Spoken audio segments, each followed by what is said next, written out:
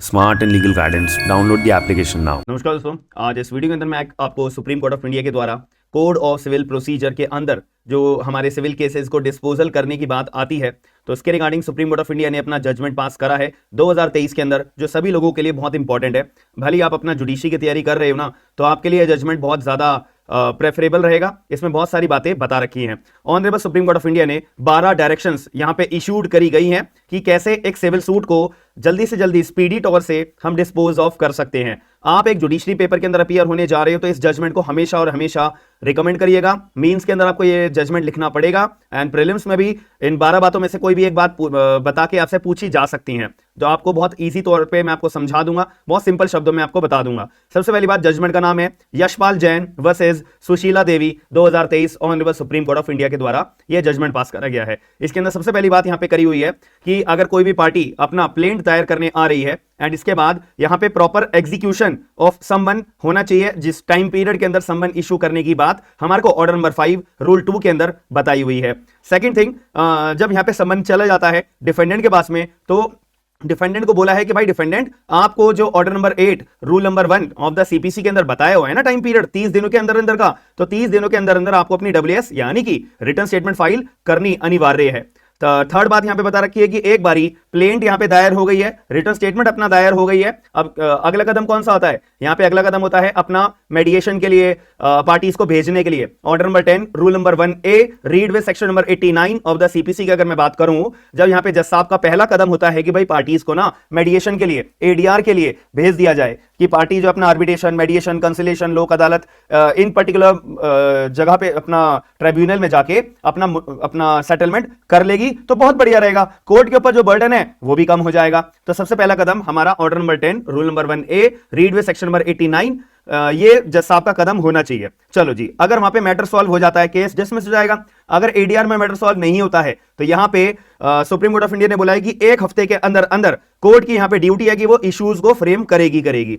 चौथी बात ये बता दी है। पांचवी बात यहां पे बता रखी है कि अब एक बारी यहां पे जो ट्रायल शुरू हो जाता है ना, तो ट्रायल शुरू होते टाइम जब कब स्टार्ट करे, कितने टाइम में स्टार्ट करे, ये एक बारी एडवोकेट्स के साथ जज साहब को डिस्कस करना पड़ेगा, और जो ट्रायल है वो डे टू डे बेसिस पे, रेगुलर बेसिस पे चलना चाहिए। ये पांचवी अपनी guidelines direction Yashpal versus Sushila Devi 2023 supreme court of India के द्वारा पास करी गई है। अगर मैं सिक्स्थ बात बताऊं, सिक्स्थ बात के अंदर बोला हुआ है कि जो ट्रायल कोर्ट के जजेस होंगे वो पर डे के बेसिस पे उतनी ही केसेस को अपना कंसीडर करेंगे जितने वो हैंडल कर सकते हैं। जब रोस्टर आएगा तो उतने ही केसेस को अपना टैकल करेंगे जितने वो हैंडल कर सकते हैं। सिक्स्थ बात ये बता रखी है। सेवंथ डायरेक्शंस की अगर मैं बात करूं, सेवंथ डायरेक्शन में बोला हुआ है कि देखो, आपको पता होगा कि जब एक बार एग्जामिनेशन पार्टीज का हो गया, मीडिएशन में भेज दिया, मीडिएशन में सुलटारा नहीं हुआ है, तो अगली स्टेज हमारी आती है ऑर्डर नंबर 11, जिसको हम बोलते हैं अपना इंटेरोगेटरीज के लिए, डिस्कवरी के लिए, इंस्पेक्शन के लिए। ऑर्डर नंबर 12 हमारा आता है एडमिशंस के लिए। अगर पार्टी को कोई पार्शल अपना एडमिशन करना है तो अपना प्लीडिंग्स के दौरान, फ्रेमिंग ऑफ इश्यूज से पहले तो पार्टीज कर सकती हैं। यह भी एक बहुत बढ़िया स्टेप होता है कि इसको जल्दी डिस्पोज ऑफ करने के लिए, तो ये भी फॉलो अप किया जाएगा। ऑर्डर नंबर 11 और ऑर्डर नंबर 12, तो ये भी बहुत ध्यान से रखने वाली बात है। आठवीं बात यहाँ पे honourable supreme court of India ने बताई है कि एक आपको पता होगा कि जब अपना फ्रेमिंग ऑफ इश्यूज हो जाते हैं, फिर अपना ऑर्डर नंबर 16 में भेजा जाता है समवन किसको, विटनेस को अपीयर होने के लिए। अब ऑर्डर नंबर 17 एक हमारा आता है एडजर्नमेंट के लिए। तो अगर मैं बात करूं तो 1 जुलाई 2002 को हमारी सीपीसी के अंदर अमेंडमेंट करी गई थी। वहां पे सेट करा गया था कि भाई मैक्सिमम 3 बारी से ज्यादा कोई भी वकील अपना पर्टिकुलर केस के अंदर एडजर्नमेंट नहीं डिमांड कर सकता है। ये बात ऑर्डर नंबर 17 रूल नंबर 1 के अंदर साफ तौर पे लिखी हुई है। ये भी सुप्रीम कोर्ट ने बोला है कि भाई डे टू डे बेसिस पे ट्रायल चलेगा और ऑर्डर नंबर 17 रूल नंबर 1 का इस्तेमाल कम से कम किया जाएगा।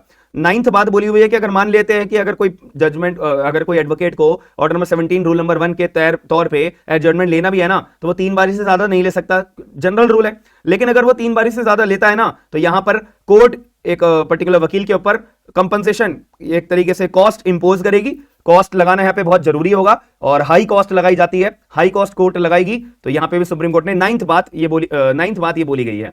अब अगर मैं 10th बात बोलूंगा, तो जब यहां पे ओरल आर्गुमेंट्स एकदम इमीडिएटली जैसे ही अपना ट्रायल कंक्लूड होगा, तो ओरल आर्गुमेंट सुने जाएंगे और जजमेंट अपना प्रोनाउंस करा जाएगा, जो हमारा टाइम पीरियड मेंशन करा हुआ है ना ऑर्डर नंबर 20 के अंदर।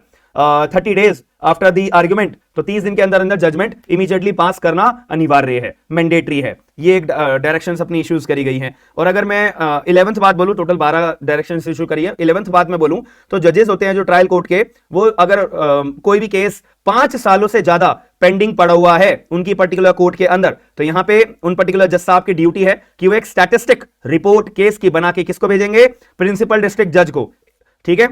और हर महीने भेजेंगे कि देखो भैया ये पर्टिकुलर केसेस है जो 5 साल से पेंडिंग है। हर महीने के हिसाब से एक स्टैटिस्टिक रिपोर्ट अपने प्रिंसिपल डिस्ट्रिक्ट जज को भेजी जाएंगी। फिर वो प्रिंसिपल डिस्ट्रिक्ट जज उस रिपोर्ट को कंक्लूड करने के बाद में फिर वो हाई कोर्ट को भेजेंगे, जो सुप्रीम कोर्ट ऑफ इंडिया ने हाई कोर्ट की कमेटी बिठा रखी है इन पर्टिकुलर मामलों को डील करने के लिए। ये 11th बात बता रखी है। 12th बात यहां पे बता रखी है, जो कमेटी कॉन्स्टिट्यूट करी गई है chief justice of high court के द्वारा, वो अपना मीटिंग, जो कमेटी है वो बैठक करेगी अपना हर 2 महीने के अंदर अंदर, कि ऐसे मुद्दों को टैकल करने के लिए कि ये जो केस है पर्टिकुलर इन सिविल जज के पास में जो डिस्ट्रिक्ट जज ने हमें इंफॉर्मेशन दी है, अब इसको कैसे डिस्पोज ऑफ करा जाए, कैसे टैकल करा जाए, क्या एक्चुअल में इशू है जो इतने टाइम से ये केस पेंडिंग में पड़ा हुआ है, तो इसको डिस्पोज ऑफ करने के लिए। तो ये 12 बातें यहां पर सुप्रीम कोर्ट ऑफ इंडिया ने यशपाल जैन वर्सेस सुशीला देवी के केस के अंदर ये बात कंक्लूड करके बताई हुई है। तो ये आपके एग्जाम पॉइंट ऑफ व्यू से 12 बातें बहुत इंपॉर्टेंट है, और जिन लोगों ने सीपीसी बहुत अच्छे से पढ़ा हुआ है तो ये बात मेरे अच्छे से समझ पा रहे होंगे।